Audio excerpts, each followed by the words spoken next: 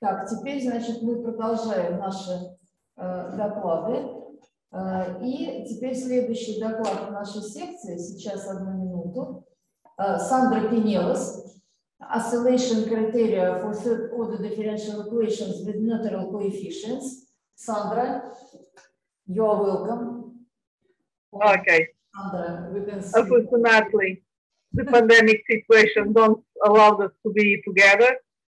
So we must use this way to be together. Wonderful, it's our Moscow view. Yeah, for me it's the most beautiful city in the world. And you don't imagine how I wish to visit Moscow during the Christmas season. This is wonderful. Wonderful. Perhaps next year we can travel. Okay. Okay. So, I don't want to take a lot of your time. We are with a delay. So I will start talking about my work about oscillation criteria for first order differential equations with neutral coefficients. So in this work, I wish to introduce a new criteria of the oscillation of the all solution of first order differential equations, like this one, with bounded and unbounded neutral coefficients. Here, T is positive, more than a T0, and beta is the ratio of positive integers, and is positive, but no more than 1.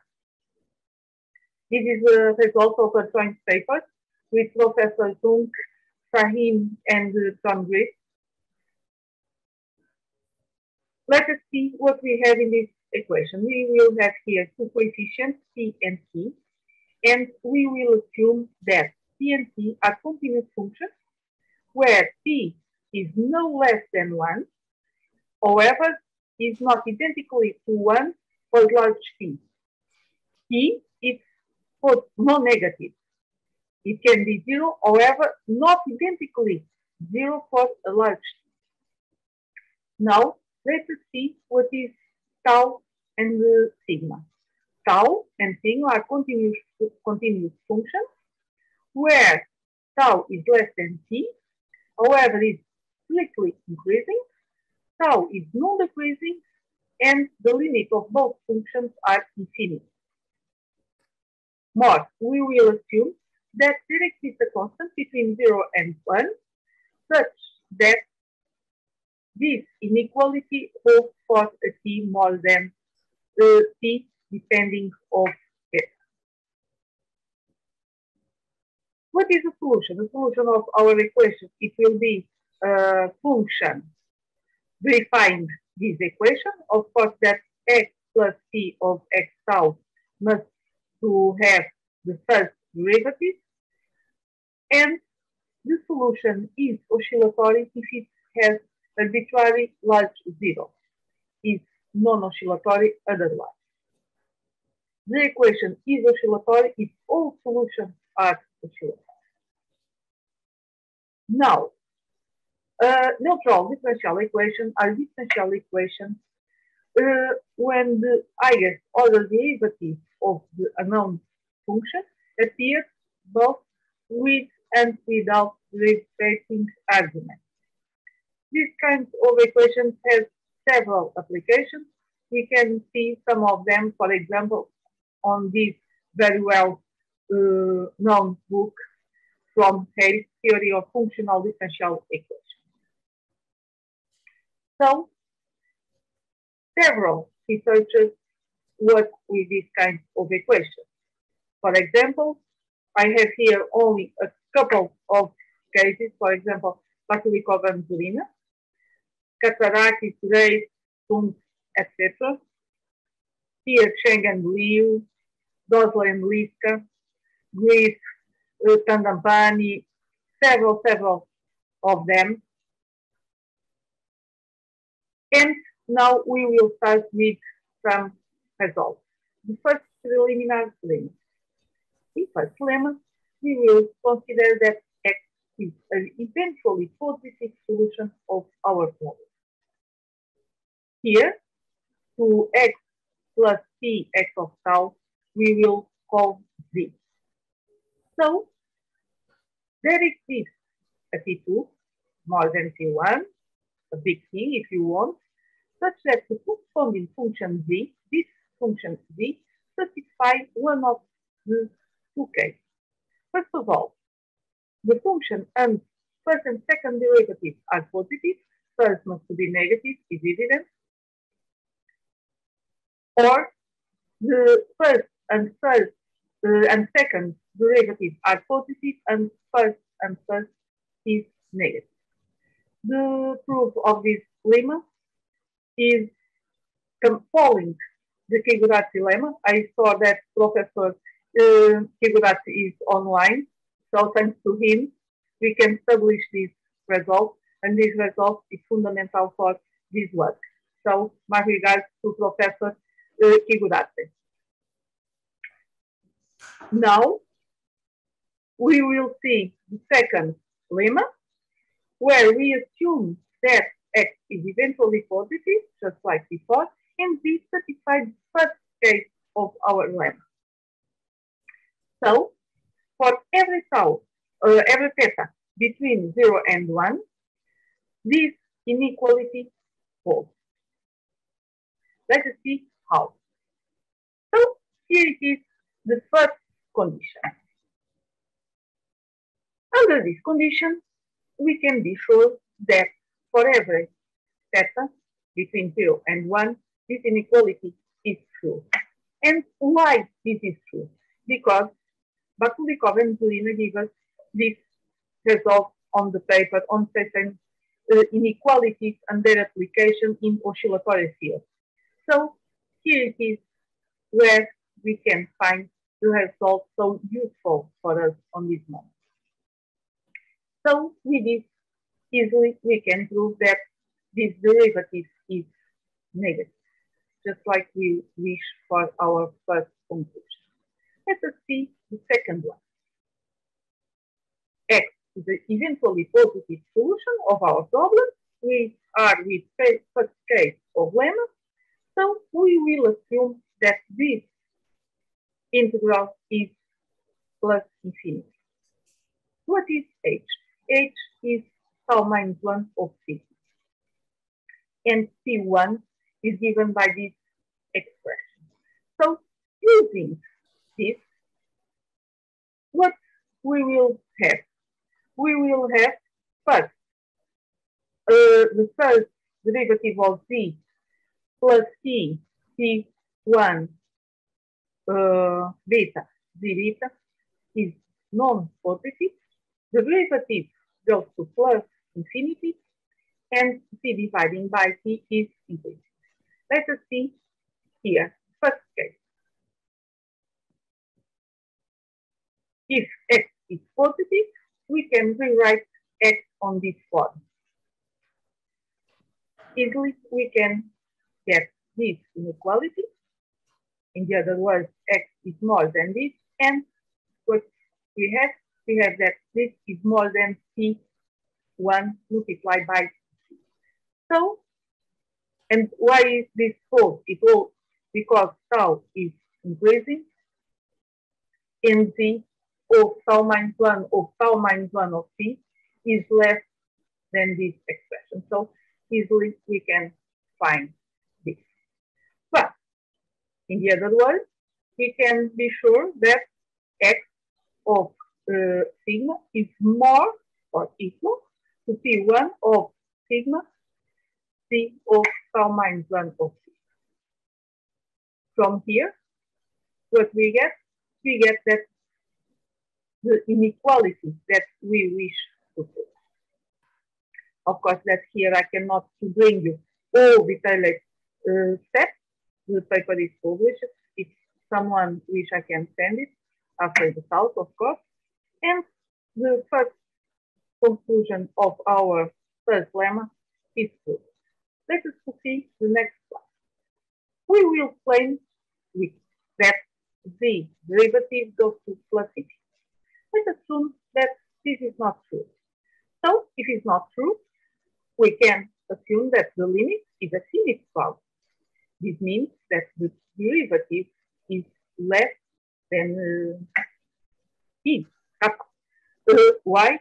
By the assumptions that of the first case. But by the other side, we know that the derivative is positive and it increases. So, derivative of c is more than c, or in the other words, we can see that z is more than dt, where d is a positive value. So, since this limit is plus infinity, what we will have? We will have that d of h is more than d multiplied by h for some t, d. Since this inequality holds, we just prove it. What we will get? We will get that replacing here d beta by our dh, here it is d, here it is h. This is negative. But from here, doing the integration twice, what we will have? We will have that this d derivative is more than this d multiplied by the double integration. Well, but this is a contradiction. So, in fact, the derivative goes to plus infinity. Remember that this is plus infinity. Now, we know that the derivative is positive, it goes to plus infinity. Z is more than t, the derivative, so this coefficient, the derivative of this coefficient is positive. What means that z dividing by 2 is increased. In this way, we prove our limit. Let us see the new one. Here, x is an eventually positive solution of our problem. We still remain in case 1 of our first lemma, and we will assume this integral. So, with this limit of z dividing by t over t2 dividing by theta is 0. This limit is 0. I recall that h is tau minus 1 and t1 is given by this. Just to remember what we are doing. So, first case of first lemma gives us this inequality. So, z dividing by t2 over theta is decreased. We claim that this limit is 0. We will do just like before. We consider, no, it's not 0. Well, if it's not 0, just like we saw before, d can be, we can say that d is more than d multiplied by t2 over theta. But since this inequality holds, we saw it in our second theorem, what we can have? We can replace here z by this d, here it is, and t, in this case, h. So this is negative or non-positive in this case. Doing the integration, what we get a contradiction again. So in fact, this limit is 0. Now we will start working with second case. Once more, we will consider x eventually positive solution of our problem, and we satisfy the second case of our lemma. We will suppose now that there exists a non-decreasing function between sigma and tau. So, if this limit is plus infinity, then the limit of the second derivative is 0. What is t2 and what is g and h? t2 is given by this expression, a little smaller than t1, H and G. Here it is, G tau minus 1 of F and H tau minus 1 of C. So keeping in our mind this limit to be infinity, let us suppose that this limit is 0. We have x positive, first derivative is negative, so this inequality holds. From here, we can prove that x is more than C2 multiplied by Z tau 1. And this expression is non-positive. We are in second case. Second case of first lemma gives us these 4 inequalities. So from here, we can establish this inequality. And why is this inequality useful? It's useful because since sigma is less than eta and tau is increasing, what we get? We will get this inequality. In fact, we replace U by H and G by G. So this is our inequality. From here, taking our equation, we will obtain this. And this is less than or equal to 0. It's non-positive. Since tau 2 is less than 1, C2 is less than 1, what we will get? We will get this is negative or non-positive. Now we will claim that this is plus infinity, and this implies our limit. Supposing that this is not true, and so we will suppose that the limit of second derivative is a positive number L. So G must be bigger than L because it's decreasing. Second derivative in applying to G is more than L. So taking our equation, we can reach this inequality. So this expression is non-positive. From here, easily we obtain this integral less or equal to this. However, this is a contradiction because this integral is infinity. So now we will see the main results. For the main results, I don't bring the proof because the proofs are very, very big. And I don't want to take the time of the other participants. So I bring you just the results and after 2 examples to see how it is easy to apply this result. The results seem to be very big, very difficult to be used, but are not. In fact, they are very easy to use. In first theorem, we will consider theta as 1. And we will consider our function f, just like before, between sigma and tau. And we will suppose that we have this integral is plus infinity, and the limit superior of this one is more than 1. So, if there exists constant alpha and beta in this alpha and theta, sorry, in this interval between 0 and 1, such this huge limit, the limit of this huge function is more than 1, then our equation is oscillatory. Now we have a second theorem where we consider beta any number according to the conditions that we established before. So beta is not 1. On this case, we will have f between sigma and tau, and we will suppose that this integral is plus infinity and this one is plus infinity. And this one is positive.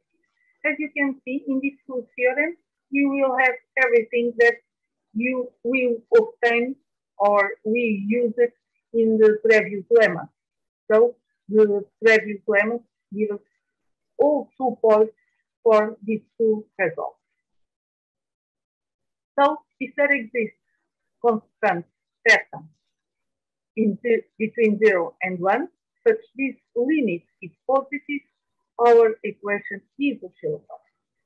Let us see now how can we use these 2 results. First example, we will have this equation. Here, T is 16. T is T0 dividing T3. Tau is T dividing by 2. And here, T dividing by 4. Let us see all assumptions. First condition, it was P more than 1 is true, is not identically equal to 1. No, never it is. P is positive, no negative, in this case is in fact positive, and not identically 0 for large. So, first conditions are verified. Second condition is about tau and sigma. Tau is less than P, is true. Strictly increasing is true. Sigma is non-decreasing, and the limit of both goes to plus infinity. Yes, that's false. Third condition, there exists a constant such this false. Yes, if we consider the constant 2 dividing by 3, here it is, we obtain 1/2. So, this is less than 1. Conditions are verified. Now, what we have? We have tau minus 1 is 2t. Tau minus 1 of tau minus 1 is 4t. H, t dividing by 2, g is 2. T dividing by 3 with eta equal to t dividing by 3. So, with this, P1 and P2 are constant, are these 2 values. So, by first theorem, the equation is oscillatory for T more than this value. Let us see the second example. Here, T is T. T is a number T0 dividing by T6 dividing by 5. Tau is tau dividing by 2. Tau and the sigma T divided by 10. Once more, all these conditions are verified. Is more than 1 because here P is more than 16. So P is more than 1. It's not identically to 1. P is positive, or it's positive, it's not negative, and not identically to 0. To tau and sigma, everything is verified. In fact, tau is less than T, increasing, sigma is non-decreasing, and both limits go to plus infinity. Here, there exists a constant. Yes, we can consider the same constant that we used in the previous example, 2 dividing by 3. So we obtain this, and this is for 16 is less than 1/2, so it's less than 1. Here, tau minus 1 is 2t. Tau minus 1 is 4t. H, t divided by 5. G, t divided by 4. And at it will be t dividing by 8. So, here it is P1 and P2. And by the second theorem, the equation is oscillatory for T0 positive.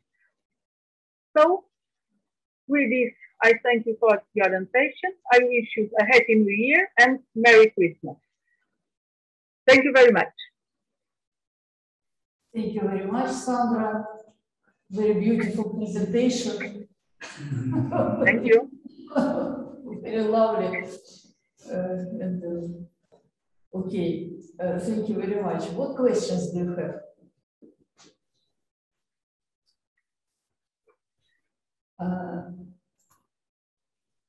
In this case, I would like to ask you, your proposition on the function z, it is that this function will be 3 times differentiable, yes? And that's all? Yes, okay. That's all. Yes, and that's all. Okay, very interesting. Other questions, please? Okay. Sandra, we have no questions. Thank you once more. It is very nice to see you even by Zoom. Yes, perhaps next year we can be together, not by Zoom. Yes. Perhaps in Lisbon, perhaps in Moscow, wherever, but together. That is most important. Thank you very, very much. Thank you. Thank you. Next Thank time you. Bye-bye. Yes, bye.